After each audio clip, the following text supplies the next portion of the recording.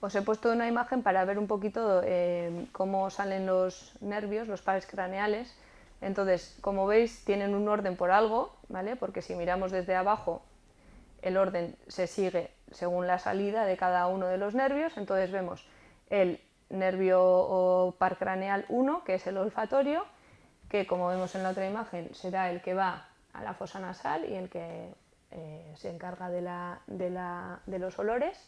Tenemos el nervio óptico, el segundo, ¿vale? Que va al ojo. El tercero sería el oculomotor, junto con el cuarto, el troclear, y el sexto, el abducens, que son los tres los que van a hacer los nervios del movimiento de los ojos, ¿vale? Los tres van al ojo. Tenemos el quinto, que es el trigémino, que es el nervio trigémino que va a la cara. Tenemos el séptimo, que es el facial, que también va a la cara igual que el quinto, pero cada uno se va a dedicar a unos músculos distintos. Tenemos el octavo, que es el vestíbulo coclear, que hemos dicho que es el del oído, que tenía dos ramas, el vestibular y el coclear, por eso se llama vestíbulo coclear. Tenemos el noveno, que es el glosofaríngeo, que hemos dicho antes cuando hemos hablado del gusto, hemos hablado de él, y el nervio glosofaríngeo está aquí, que va a ir a la boca, a la lengua, ¿vale? Tenemos el décimo par o el vago, que lo que va a hacer es irse al tronco, ¿vale? Va a inervar parte del tubo digestivo y de otras estructuras. Tenemos el accesorio, el 11, que va a bajar hacia el cuello, y el hipogloso, el 12avo, que también va a ir hacia la lengua, ¿vale? Entonces vamos a ir viendo uno por uno cada uno de ellos y su función, ¿vale? Entonces empezamos por el primero, que es el par 1 o primero, que es el nervio olfatorio, como hemos dicho, ¿vale? Este nervio es sensitivo. Entonces se explora, vamos a mirar la exploración. Entonces se explora cada fosa nasal por separado, ¿vale? No se pueden explorar los dos a la vez porque cada uno es un nervio distinto, ¿vale? Entonces vamos a cerrar o ocluir la fosa contralateral y lo que hay que hacer es exponer al paciente a una sustancia con fuerte olor, ¿no? Pues por ejemplo el café, chocolate, vainilla, se utilizan este tipo de olores que huelen bastante. Entonces el paciente va a tener que, con los ojos cerrados obviamente, oler y identificar ese olor esa sustancia que se le pone, ¿vale? Entonces lo va a hacer con una fosa nasal y luego con la otra.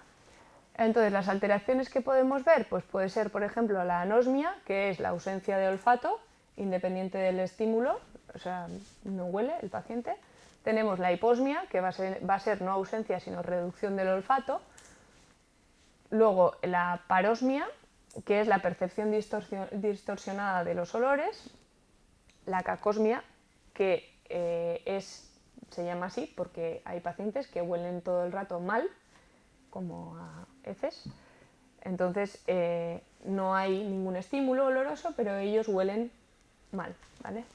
Entonces luego tenemos las alucinaciones olfatorias, que es una percepción de olores sin que haya ningún estímulo, y la hiperosmia, que es la exageración del olfato, ¿vale? Entonces el nervio pues, se puede dañar en traumatismos craneales o secuelas quirúrgicas, tumores, enfermedades de las fosas nasales, Parkinson, fármacos, de todo, ¿vale? Y estos, además, el daño del par 1 del nervio olfatorio muchas veces suele conllevar un trastorno del gusto, ¿vale? Porque hay muchos sabores que necesitamos oler para poder gustarlos, y si no, no podemos gustarlo. Es como cuando estás con la nariz tapada y todo te sabe igual, ¿vale? Entonces, luego tenemos el nervio óptico, que también es sensitivo, ¿vale? Entonces, esto lo que va a hacer es agudeza visual, ¿vale? Entonces, en la exploración, lo que vamos a explorar obviamente es la agudeza visual. Entonces, lo que se hace es con optotipos, con letras de imprenta de tamaño decreciente de arriba a abajo, ¿vale? Lo que vamos a explorar es la agudeza visual del paciente. Entonces, se suelen usar las tablas de Snellen para la visión lejana y las tablas de Jaeger para la visión cercana. Entonces, Se analiza cada ojo por separado, obviamente, porque si en un ojo vemos bien y en el otro no, nuestro cerebro lo que va a hacer es solo ver el que funciona bien. Entonces hay que tapar un ojo y luego el otro. Entonces vamos a posicionar la tabla a 6 metros más o menos, la que es de visión lejana, y la que es de visión cercana más o menos a 30 centímetros. Entonces, si el paciente no puede leer, lo que vamos a... o sea, porque no puede leer ninguna de las hileras, ninguna de las filas, lo que vamos a hacer es mostrar unos dedos de las manos delante de él, más o menos a 1 metro. Entonces se le dice que cuente los dedos de las manos. Si igual que, o sea, si tampoco puede contar, o sea, si puede contar se denomina visión cuenta dedos.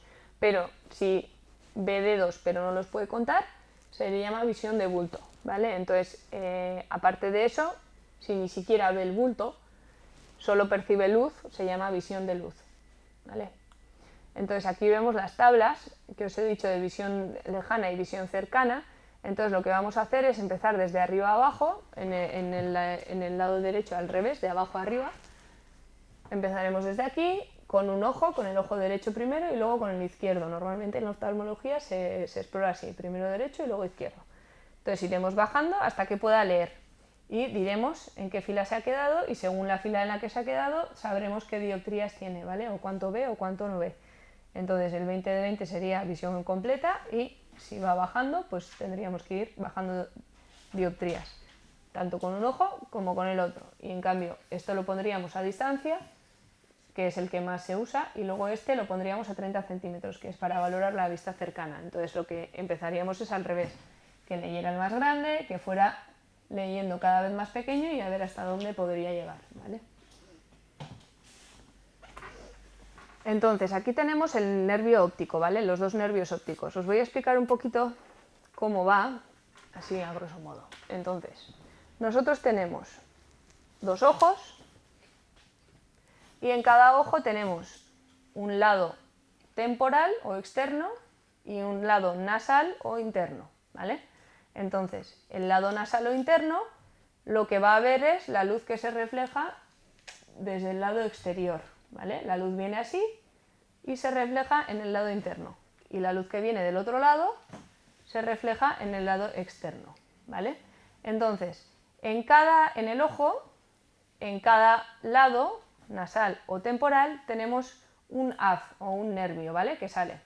Entonces, el haz del lado temporal del ojo derecho va a salir por el lado derecho, va a llegar al quiasma óptico, que es esto, y va a seguir por el mismo lado hasta la corteza visual de atrás, ¿vale? O sea, pasará por el tálamo y llegará a la corteza visual. En cambio, la parte nasal de la retina, o sea, de las fibras, lo que va a hacer es, va a ir por el lado derecho, va a llegar al quiasma óptico y se va a cruzar. Y va a ir al otro lado, pasando por el tálamo, a la corteza visual del lado izquierdo, ¿vale? En cambio, en el ojo izquierdo, pues lo mismo, pero al revés, ¿vale? La parte nasal va a ir por el lado izquierdo, va a cruzar y va a acabar en el lado derecho, y la parte temporal va a seguir por su mismo lado hasta su corteza visual, ¿vale? Entonces, Entonces, vamos a ver que el campo visual derecho, o sea, cuando nosotros a un paciente le ponemos un objeto en su lado derecho, lo ve la parte nasal del ojo derecho y la parte temporal del ojo izquierdo, ¿sí?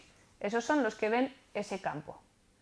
Y los dos van a terminar en la corteza visual del lado izquierdo, ¿vale? Y en cambio el campo visual izquierdo lo va a ver la parte nasal del ojo izquierdo y la parte temporal del ojo derecho, y los dos van a acabar en la corteza visual del lado derecho, ¿vale? Entonces, ¿por qué esto es importante? Porque la visión se va a afectar según dónde tengamos la lesión, ¿vale? Entonces, vamos a ver en cada punto, si tuviéramos una lesión, lo que pasaría. Entonces, en el campo visual primero hemos dicho que hay que valorar la agudeza visual, ¿no? Una vez hemos visto la agudeza visual, lo que hay que ver es el campo visual. Entonces, se utiliza la campimetría o la perimetría, ¿vale? En consulta lo que hacemos es mover un dedo de afuera hacia adentro del campo visual del paciente hasta que pueda verlo, comparándolo con el campo visual propio. Obviamente el médico tiene que tener bien el campo visual, porque si no, pues no estaríamos explorando bien.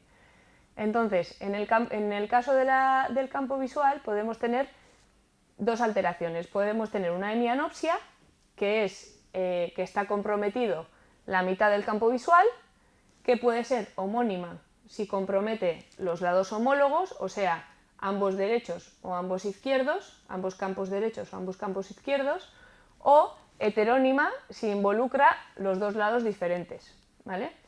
Se llaman altitudinales si comprometen la zona de arriba o de abajo, ¿vale? Y debajo, eso es. Entonces, luego tenemos las cuadrantanopsias, que en este caso sería cuando está comprometido un cuadrante del campo visual, ¿vale? No un medio, sino un cuadrante. Entonces, los defectos diremos que son congruentes si cada campo está afectado exactamente igual y incongruentes si no hay exactitud, ¿vale? Entonces, vamos a ver ahora las lesiones que puede haber en el nervio óptico. Entonces, podemos tener una ceguera o una amaurosis, que es básicamente pérdida de visión, o podemos tener podemos tener una hemianopsia bitemporal, que serían lesiones mediales del quiasma óptico, o sea, por ejemplo, un tumor de hipófisis. Podríamos tener una hemianopsia binasal, que serían las lesiones separadas laterales, como por ejemplo una malformación vascular que está alrededor del quiasma óptico, o podemos tener también lesiones de la cintilla óptica que producen una hemianopsia homónima contralateral, que es casi siempre incongruente, y luego tendríamos las lesiones de la cisura calcarina o una isquemia, por ejemplo, donde hay hemianopsia doble o ceguera cortical, y se caracteriza porque los reflejos pupilares están, pero el paciente no ve. Entonces vamos a ver bien lo que os acabo de decir para que os deis cuenta. Entonces nosotros tenemos un paciente con un campo visual izquierdo y un campo visual derecho, ¿vale? Esto es lo que ve con el ojo izquierdo, esto es lo que ve con el ojo derecho, ¿vale? Entonces, tenemos por ejemplo una lesión aquí, en el A, ¿vale? En el nervio óptico. Nosotros hemos dicho que la parte externa del ojo derecho, ¿sí?, ve la parte izquierda del mundo, ¿no?, del campo visual, ¿vale? Y la parte interna del ojo derecho ve el lado derecho del campo visual, ¿sí? Vale. Entonces, si hay una lesión aquí, este ojo va a ver bien y este ojo no va a ver bien, ¿vale? Entonces, lo que vamos a ver es que cuando tapamos el ojo derecho, el ojo izquierdo ve perfectamente, y cuando tapamos el ojo izquierdo, el ojo derecho no ve, ¿vale? Porque hay un tope o un esto donde se cortan las fibras, ¿vale? Vale. Luego tenemos la lesión en el punto B, que esto se llama el quiasma óptico, ¿vale? El quiasma óptico está situado justo al lado de la hipófisis. Entonces, cuando hay un tumor de hipófisis, por ejemplo, la hipófisis crece y el quiasma óptico se aplasta, ¿vale? No tiene sitio y entonces pues deja de funcionar.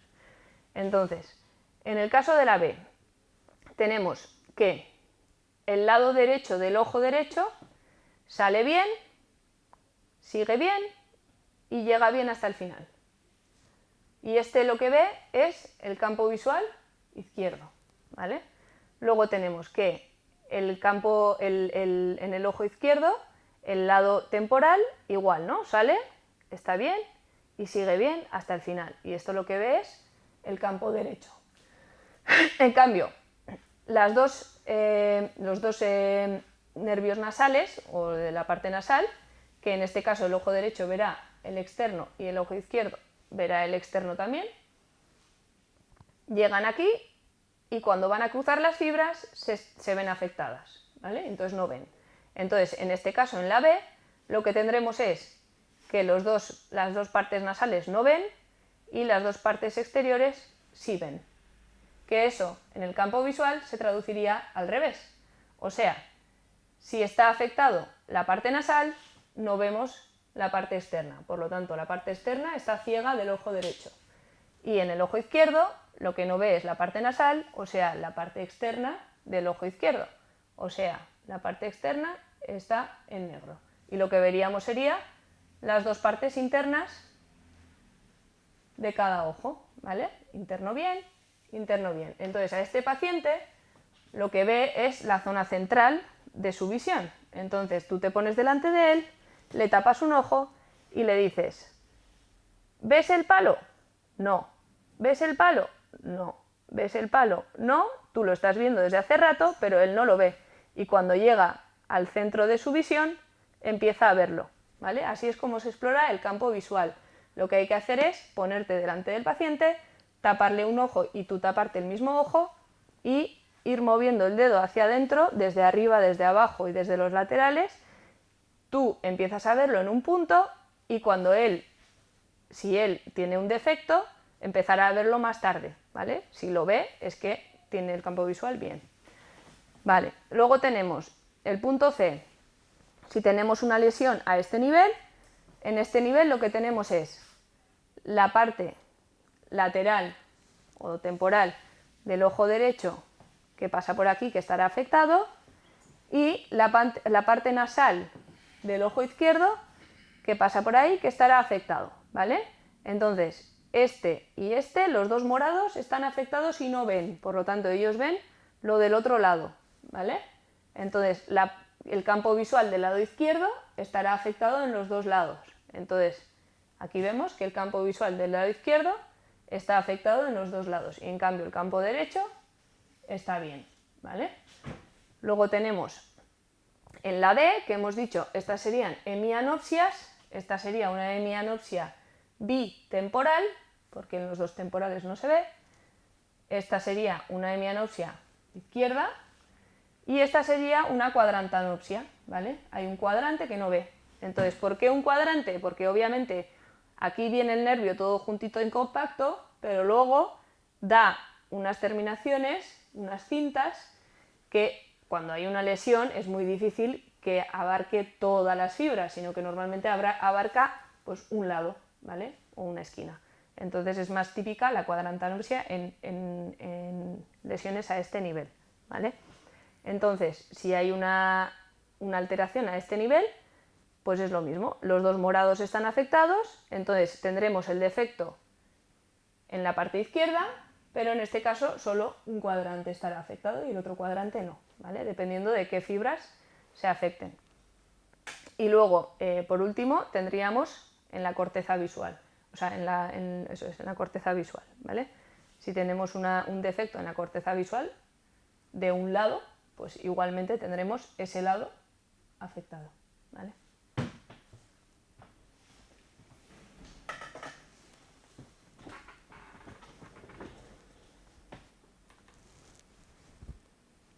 Vale.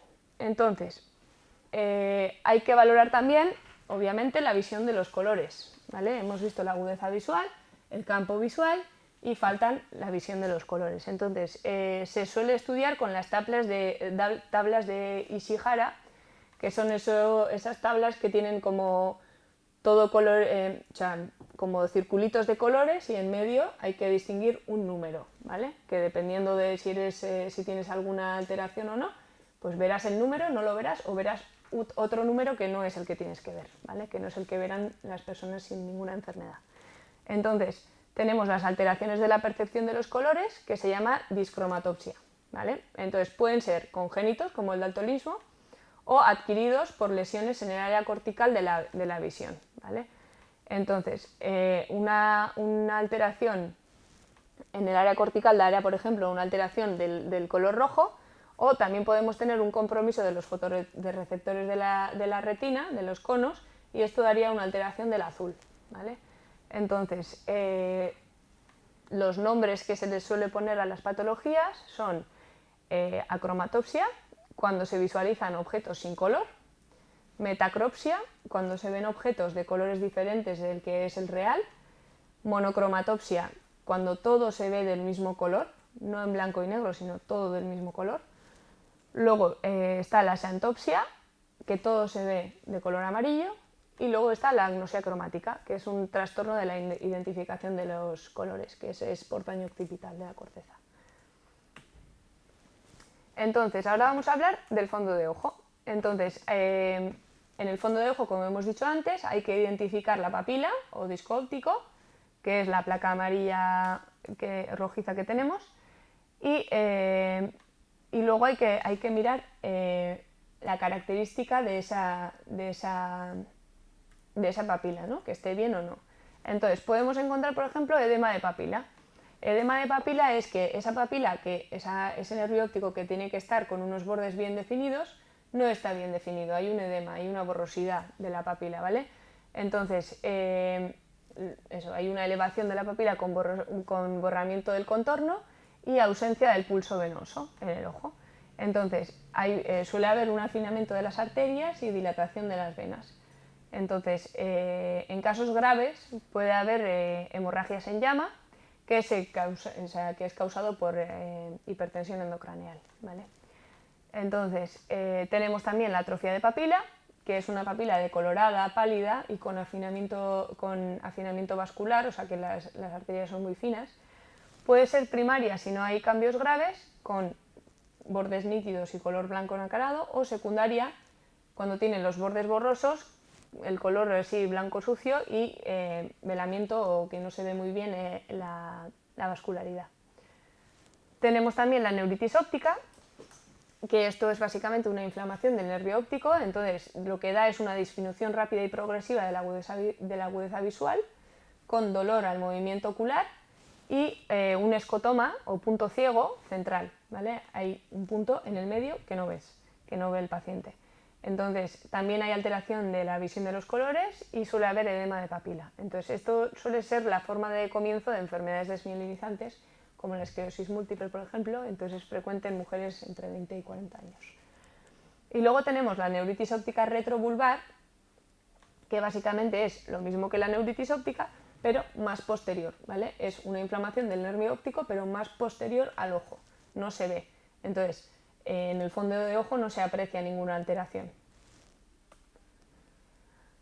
Entonces, una vez visto el segundo par, vamos a ver los pares 3, 4 y 6, que los vamos a estudiar a la vez porque son nervios que inervan la musculatura del ojo, ¿vale? Los tres tienen esa función.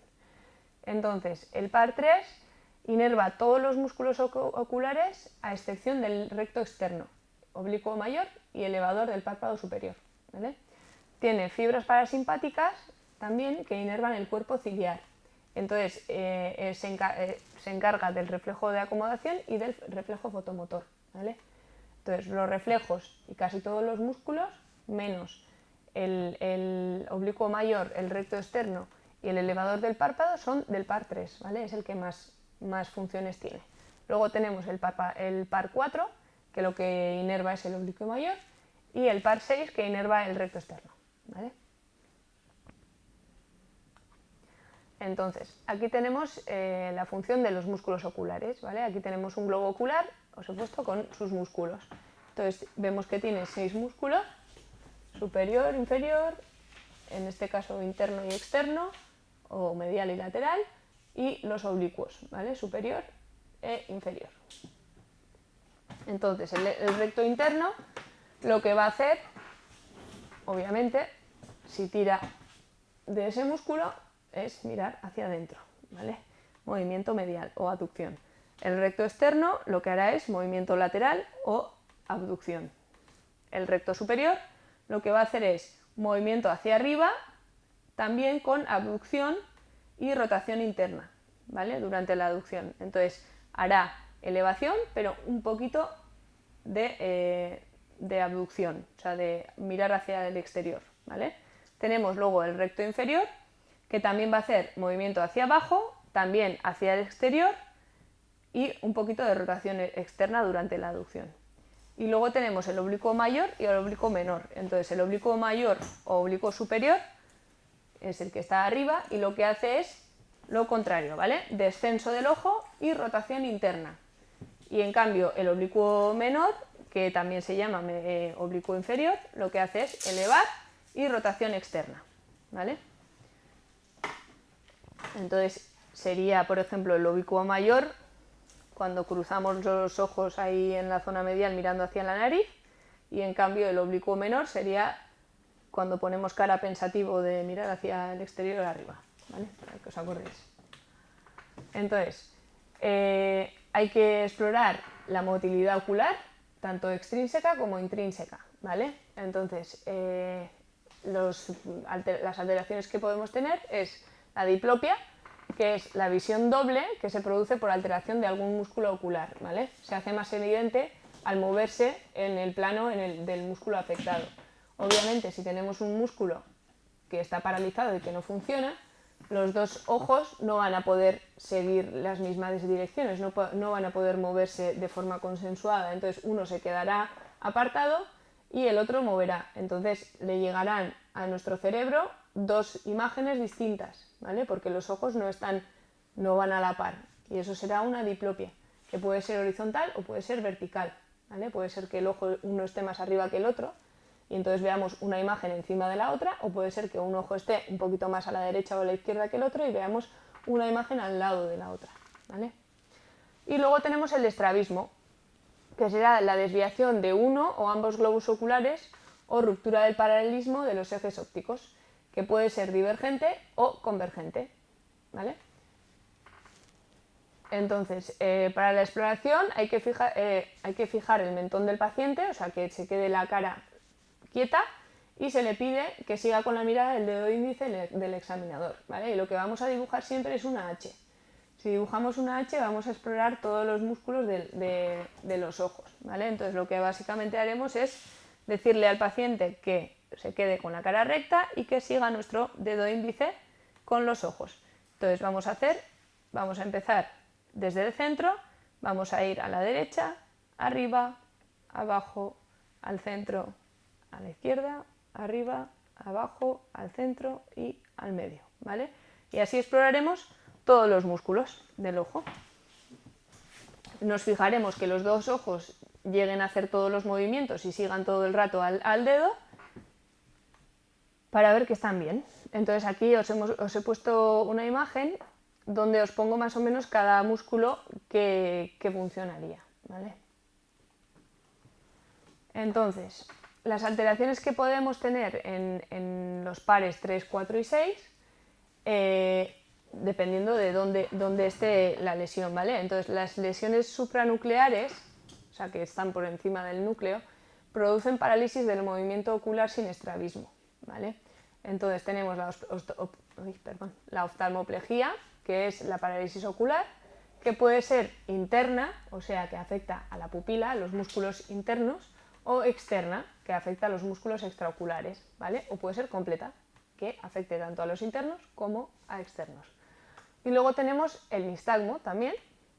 El nistagmo son movimientos oscilatorios de ida y vuelta, rítmicos y repetitivos de los ojos, ¿vale? Puede ser fisiológico en algunos pacientes o patológico. Entonces, demuestra lesión en el sistema nervioso central, sistema vestibular o de los músculos oculares, ¿vale? Pueden ser esas tres opciones. Una persona con un vértigo periférico, por ejemplo, suele tener nistagmo. Entonces tenemos el nistagmo congénito, que suele ser bilateral, horizontal y pendular. Existe desde el nacimiento y no tiene relación con el deterioro visual. Son esas personas que miras y tienen los ojos todo el rato vibrando, izquierda-derecha, izquierda-derecha. Es un movimiento muy, muy fino, pero es constante.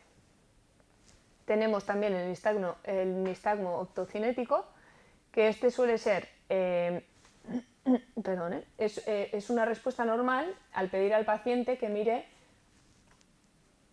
por ejemplo, una imagen de líneas claras, blancas y negras, alternando, que gira en una dirección fija. Es como cuando vas en el tren mirando hacia afuera y tus ojos van todo el rato tic, tic, tic, tic, haciendo visión, fijando la visión en diferentes sitios. Al ver una barra o una imagen de estas de visuales 3D de blanco y negro, lo que hace es, al girar, no podemos fijar la visión en ningún sitio, ¿vale? Porque va girando. Entonces todo el rato tenemos un nistagmo.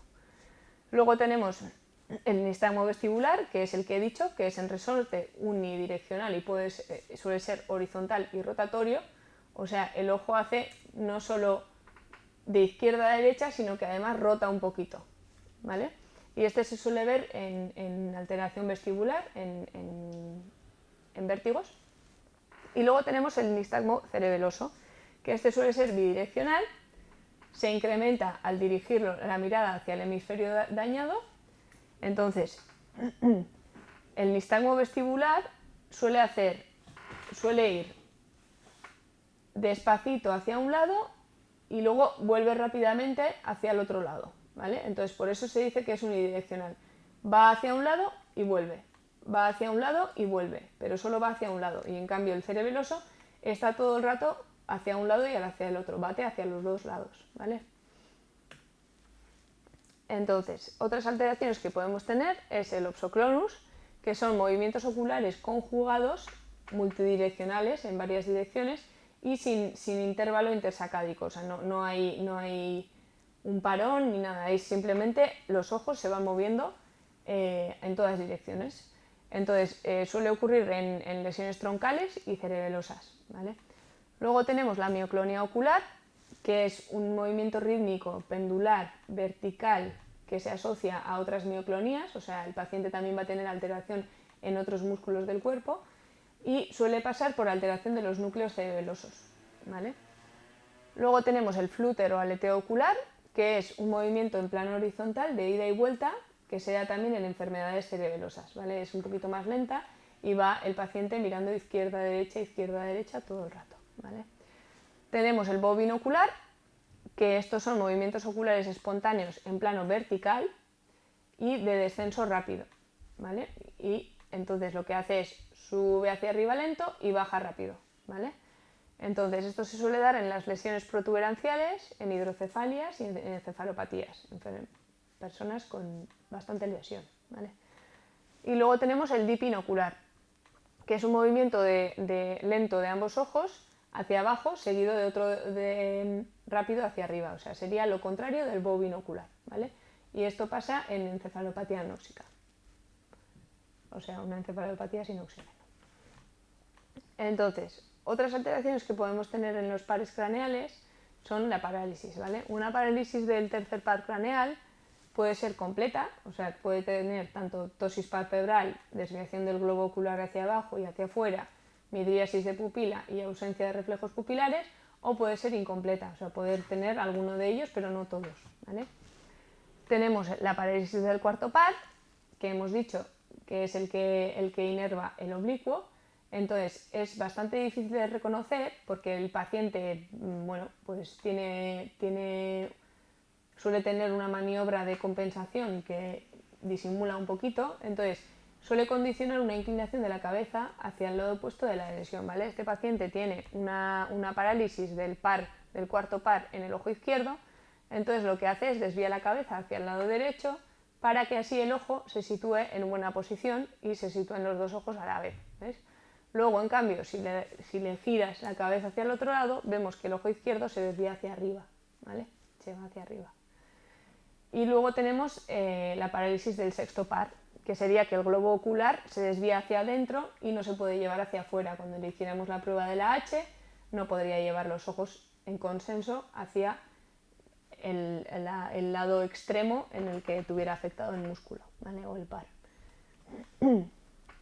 Entonces, luego, aparte de la motilidad ocular extrínseca, o sea, de los músculos de fuera, hay que también valorar la motilidad ocular intrínseca, ¿vale? Las pupilas. Entonces hay que mirar, hay que saber lo que es la miosis, que es la contracción de la pupila, que es controlada, como hemos dicho, por las vías parasimpáticas, ¿sí? El no simpático cierra, y una miosis se puede considerar que es una pupila de menos de 2 milímetros, ¿vale? Es una pupila miótica. Luego tenemos una midriasis, que es una dilatación de la pupila, que se controla por la vía simpática y suelen ser de más de 4 milímetros, ¿vale? La pupila tiene que medir más de 4 milímetros. Luego tenemos la anisocoria, que es la desigualdad del tamaño de ambas pupilas. Nosotros siempre, una exploración normal de pupilas será pupilas isocóricas normorreactivas, que eso quiere decir que son las dos del mismo tamaño y que reaccionan exactamente igual a la luz, ¿vale?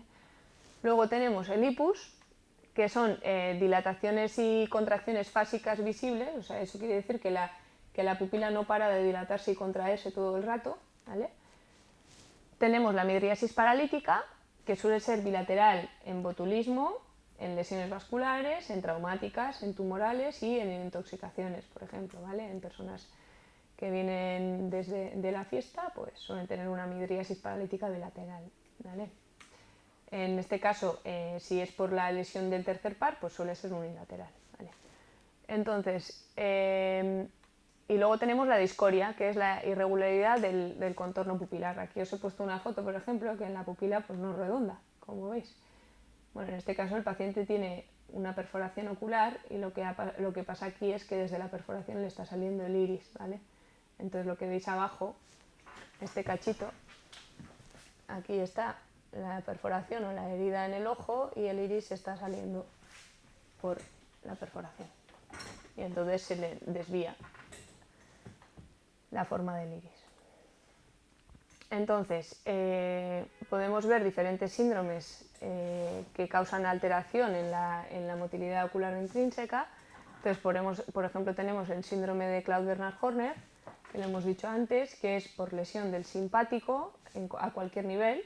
Entonces, lo que nos va a dar es una miosis con anisocoria. Hemos dicho que anisocoria son que las dos pupilas van a ser distintas. Disminución de la hendidura palpebral y alteraciones de la sudoración de la frente, cara y cuello, ¿vale? También congestión conjuntival y enoftalmia, el ojo se va para adentro, lo hemos visto antes. Luego tenemos el síndrome de Pourfoy-Dupetit, que en cambio, en vez de ser por una parálisis, por una lesión, es por irritación del simpático. Una irritación lo que hace es lo contrario, ¿vale? Activar el simpático. Entonces lo que tenemos es una midriasis unilateral, una exoftalmia, que es que el ojo se va para afuera, y un aumento de la hendidura palpebral, ¿vale? Tenemos aquí una anisocoria, las dos pupilas son de distinto tamaño y en este caso esta sería la afectada, ¿vale? Tenemos una midriasis en este ojo, que en el otro no está, tenemos el ojo un poquito más grande y hacia afuera, ¿vale? No se observa mucho, pero bueno. Y luego, obviamente, por último, vamos a explorar los reflejos del ojo, ¿vale? Entonces tenemos el reflejo fotomotor, que esta se evalúa cada pupila por separado y vamos a estimular con una luz de linterna, ¿vale? Entonces se produce una miosis. Antes hemos dicho que la pupila es como el diafragma, entonces si nosotros le damos con una luz directa, obviamente el ojo no quiere tanta luz y lo que hace es cerrar la pupila, ¿vale? Entonces se ve una miosis. Entonces suele estar ausente en las patologías del nervio óptico y de la lesión del tercer par, que hemos dicho que es el que se encarga de inervar este reflejo, ¿vale? De la miosis. Entonces, luego tenemos el reflejo consensual, que es que al estimular una pupila debe observarse la misma respuesta en la opuesta, ¿vale? O sea, primero taparemos un ojo, le daremos con la luz y veremos que hace miosis. Haremos lo mismo en el otro ojo y luego lo que vamos a hacer es destapar ese ojo, darle con la luz a una pupila y mirar la otra pupila del otro ojo para ver que haga lo mismo que la que enfocamos con la luz, ¿vale? Entonces, este suele estar ausente en la embolia de la arteria central de la retina, por ejemplo. Y luego tenemos el reflejo de acomodación y convergencia, ¿vale? Entonces, lo que vamos a hacer es decirle al paciente que mire a un punto lejano, vamos a mirar sus pupilas y luego le vamos a poner nuestro dedo a 30 centímetros del ojo y le vamos a decir que mire a nuestro ojo. Entonces lo que va a pasar es que se va a producir una miosis y una convergencia de los globos oculares, o sea, van a ponerse los dos mirando hacia zona nasal, ¿vale? Entonces cuando leemos es lo que solemos hacer. Tenemos una miosis y una convergencia. En cambio, cuando queremos ver algo lejano, como necesitamos más luz para que llegue mejor, hacemos midriasis, ¿vale? Vale, y con esto pasaríamos al quinto par craneal, ¿vale? Ya hemos visto el primero, el olfatorio, el segundo, el óptico, y el 3, 4 y 6, que son los oculomotores, ¿vale? Y ahora el quinto, que es el trigémino. Este es mixto. ¿Qué quiere decir mixto? Pues que tiene tanto función motora como sensitiva como vegetativa, ¿vale? Entonces, la función motora es que inerva los músculos masticadores, ¿vale? El masetero, los temporales, los pterigoideos externos e internos. También inerva el martillo, el vientre anterior del digástrico, el músculo peristafilino y el homoioideo, ¿vale? Así que bastantes músculos. Luego tenemos su parte sensitiva, que es que inerva la piel de la cara. Entonces se divide en 3 ramas, que pondríamos así los dedos. Entonces tenemos una superior o oftálmica, una maxilar o media y una mandibular o inferior, ¿vale? Que si dividimos la cara en 3 porciones, pues la porción más superior sería la oftálmica, la del medio la maxilar y la de abajo la mandibular.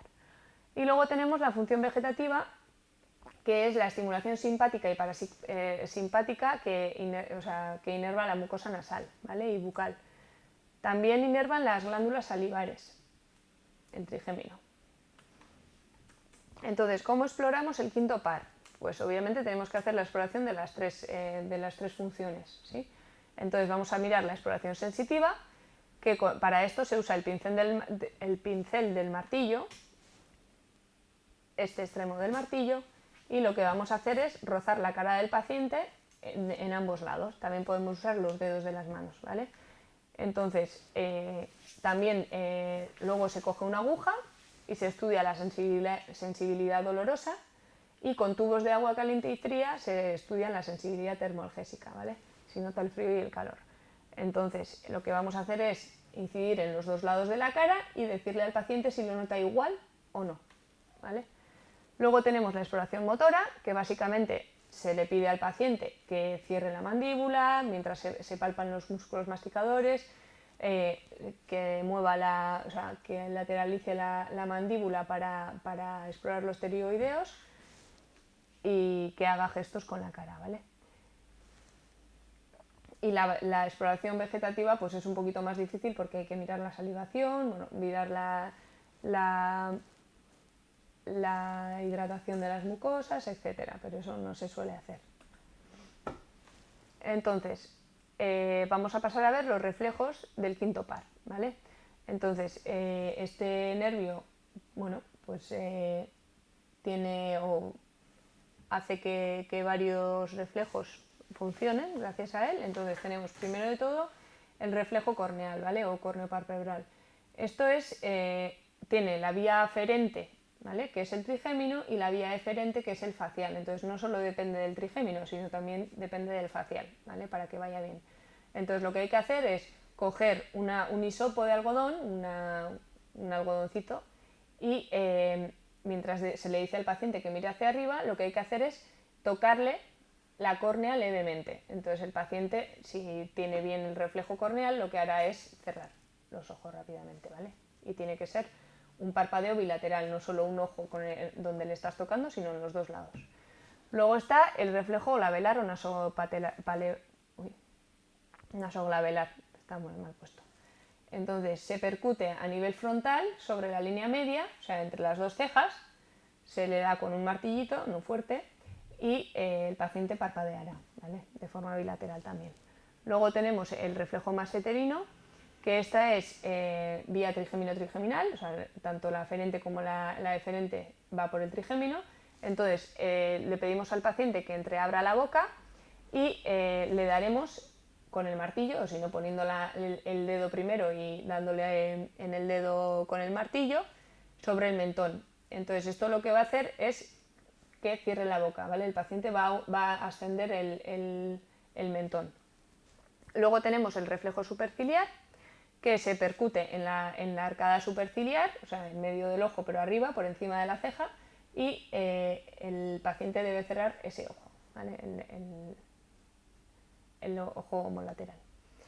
Y luego en las alteraciones del par quinto vemos que las lesiones del trigémino producen anestesia homolateral a la lesión y compromiso de la masticación, ¿vale? Porque hemos dicho que los músculos de la mandíbula son inervados por el quinto par.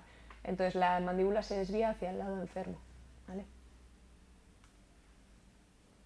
Entonces, como el sexto ya lo hemos visto antes, junto con los oculomotores, ahora pasamos al séptimo par craneal, ¿vale? Esta imagen que os he puesto es bastante importante para entender luego las lesiones del facial, ¿vale? Pasa un poquito como con el nervio óptico, que como va para un lado y para el otro las fibras de cada lado, pues según donde esté la lesión puede dar una imagen distinta, ¿vale? Entonces, este también es mixto, tiene función motora, vegetativa y sensitiva. Entonces, en la función motora lo que hace es inervar los músculos de la mímica facial, cuello y el vientre posterior del digástrico. Antes hemos dicho que el quinto par es el que inerva el vientre anterior del digástrico, pues el séptimo, es el que inerva el vientre posterior, ¿vale? Entonces, la sensibilidad vegetativa lo que hace es que inerva las glándulas salivares, igual que el quinto, la mucosa nasal, la rinofaringe, el paladar y la faringe, ¿vale? Y la sensitiva recibe la sensación del gusto de los 2/3 anteriores de la lengua, ¿vale? Antes, cuando hemos explorado el gusto, hemos dicho que el nervio facial hacía los 2/3 anteriores y el tercio posterior lo hacía el par 9, ¿vale? Entonces, vamos a explorar el séptimo par. Entonces, lo que se evalúa es la simetría de las arrugas frontales, ¿vale? Alteraciones de la oclusión palpebral, el borramiento del surco nasogeniano o desviación de la comisura bucal, y se le pide al paciente que haga muecas con la cara para evaluar el estado de los músculos. Entonces, podemos tener 3 signos distintos o 3 características, que es el signo de Bell, que al cerrar el ojo el globo ocular se dirige hacia arriba, ¿vale? Lo hace siempre, lo que pasa que en este caso vamos a ver que la hendidura palpebral está abierta, o sea, vemos el ojo cuando cierra el ojo porque no lo puede ver, entonces lo que vemos es que el ojo sube para arriba. Tenemos el signo de negro, que es que al mirar hacia abajo el ojo paralítico va hacia abajo más que el sano, ¿vale? ¿Por qué? Pues porque lo mismo, tenemos una hendidura palpebral que está más hacia abajo, más agrandada, y entonces lo vemos más. Y luego tenemos el espasmo hemifacial, que estos son unas contracciones rápidas de un determinado músculo, como por ejemplo el orbicular de los párpados o la comisura bucal, y hay que descartar una lesión troncal o tumores pontocerebelosos. Esto suele pasar en pares, o sea, en parálisis faciales que no van bien, ¿vale? Entonces, vamos a ver 2 distintos tipos de parálisis facial, ¿vale? Una va a ser central y la otra va a ser periférica. Entonces, en esta imagen os he dicho que es importante. La central va a ser siempre desde el núcleo hacia arriba y la periférica va a ser la otra, ¿vale? Entonces aquí podemos ver que la central da 2 haces, una a un lado y la otra al otro lado. Y aquí igual, una a un lado y otra al otro lado, ¿vale? Y la periférica, en cambio, sale de ese lado. Entonces, dependiendo de dónde esté la lesión, vamos a tener afectación de toda la hemicara o solo de una parte de la cara, ¿vale? De un cuadrante. Porque aquí luego la periférica tiene 2 ramas. Tiene una rama que va hacia arriba y tiene otra rama que va hacia abajo.